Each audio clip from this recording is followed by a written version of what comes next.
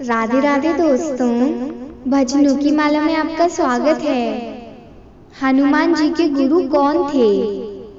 त्रिभुवन के गुरु भगवान शिव अंजना देवी के अंक में हनुमान रूप से अवतरित हुए, तो उनका शिक्षा गुरु भगवान सूर्य को ही बनना था।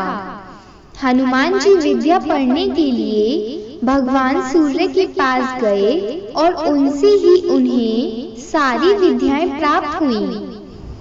सूर्य देव क्यों बने हनुमान जी के गुरु?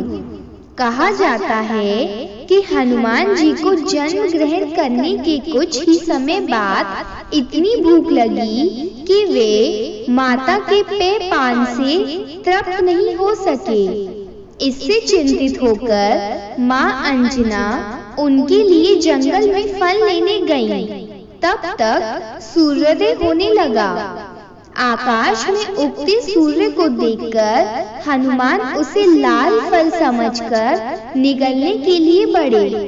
उस समय सूर्य ग्रहण था और राहु सूर्य को ग्रस्त करने के लिए आया था।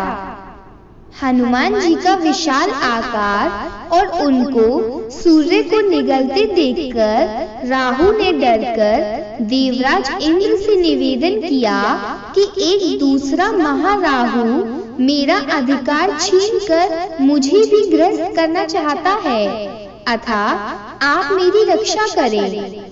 इंद्र को ऐरावत पर चढ़कर आते देख पवन कुमार ने उसे बड़ा सा सफेद फल समझा और उसी को पकड़ने के लिए दौड़ चले। यह देखकर इंद्र ने अपने वज्र से हनुमान जी के मुख पर जोरों से प्रहार किया, जिससे उनकी ठुड्डी टेढ़ी हो गई और वे पृथ्वी पर गिर पड़े। इससे कुपित होकर वायुदेव ने अपना प्रवाह रोक दिया, जिससे सबका श्वास अवरुद्ध होने लगा।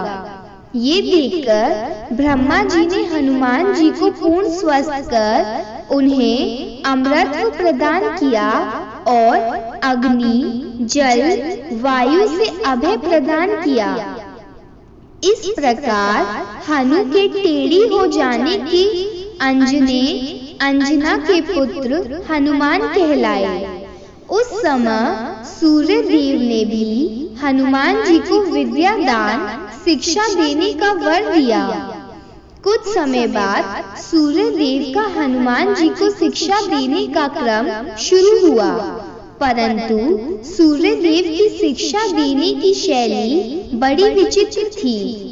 वाल्मीकि रामायण के अनुसार हनुमान जी माता के आदेश से सूर्य देव के पास अध्ययन के लिए गए। सूर्य देव ने इसे बालक का खेल समझकर टालम टोल की और कहा कि मैं तो एक जगह स्थिर नहीं रहता हूँ, उदयाचल से अस्ताचल की ओर जाता रहता हूँ। पढ़ने पढ़ाने के लिए गुरु शिष्य का आसन पर आमने सामने बैठना आवश्यक है, अतः पढ़ाना संभव नहीं है। हनुमान जी तो ज्ञान के पिपासु थे। वे बोले, मैं आपके अतिरिक्त किसी और से विद्या ग्रहण नहीं करूँगा। हनुमान जी की दृढ़ता देखकर भगवान सूर्य प्रसन्न हो गए। वे तो उनकी ज्ञान पिपासा की परीक्षा ले रहे थे। भला रुद्रवतार रामभक्त हनुमान से श्रेष्ठ उन्हें कौन शिष्य मिल सकता था? वे हनुमान जी को विद्या दान देने को राजी हो गए। हनुमान जी को सूर्य के सामने अध्ययन करने में उनके रथ की गति के समान ही तीव्र गति से पीछे की ओर चलना पड़ता था। हनुमान जी बालकों के समान खेल करते हुए पूर्व से पश्चिम की ओर उल्टे चलते हुए सूर्य देव जी को भी उपदेश करते, उसे शीघ्र ही याद कर लेते। उन्हें सूर्य देव की बातों को सुनने समझने में कोई कठिनाई नहीं हुई।